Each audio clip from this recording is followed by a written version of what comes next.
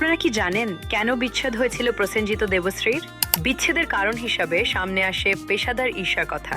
সেই সময় টলিপাড়ায় গুঞ্জন ছিল যে দেবশ্রীর অভিনীত 19শে এপ্রিলের ছবিটির সাফল্য ও তার জাতীয় পুরস্কার পাওয়া প্রসেনজিতের মনে পেশাগত ঈর্ষা তৈরি করেছিল এবং তাদের ব্যক্তিগত জীবনের দূরত্ব বাড়ায়। প্রসেনজিৎ ও দেবশ্রীর কোনো সন্তান নেই। অভিনেতা দাবি ছিল সন্তান নিতে চাননি দেবশ্রী। ডিভোর্সের সময় আদালত চত্বরে দাঁড়িয়ে বলেছিলেন, আমি সুস্থ জীবন চেয়েছিলাম, সেটাও দেয়নি। তাই ওর জন্য অপেক্ষা করার পর আরেকজনের সঙ্গে আমার পরিচয় হয়, যে আমাকে আবার স্বপ্ন দেখার সুযোগ দিয়েছে।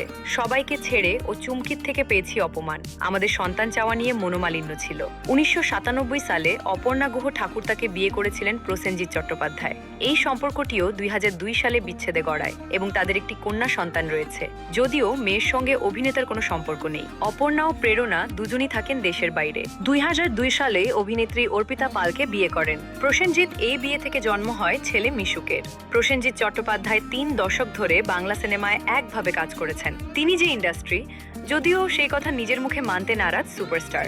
একের পর এক হিট সিনেমা দিয়েছেন প্রসেনজিৎ চট্টোপাধ্যায় বাংলা সিনেমাকে। তবে নিজের ব্যক্তিগত জীবন নিয়ে কখনোই খুব বেশি কথা বলতে শোনা যায়নি অভিনেতাকে। অভিনেতা 3 বার বিবাহ বন্ধনে আবদ্ধ হন, যার মধ্যে প্রথম 2টি ব্যর্থ হয়। তৃতীয়বার তিনি বিয়ে করেন অভিনেত্রী অর্পিতা পালকে। বর্তমানে তার সঙ্গে সুখের সংসার, বুম্বাদার। তবে তার 3টি বিয়ের মধ্যে সবথেকে চর্চিত ছিল অভিনেত্রী দেবশ্রী রায়ের বিয়ে।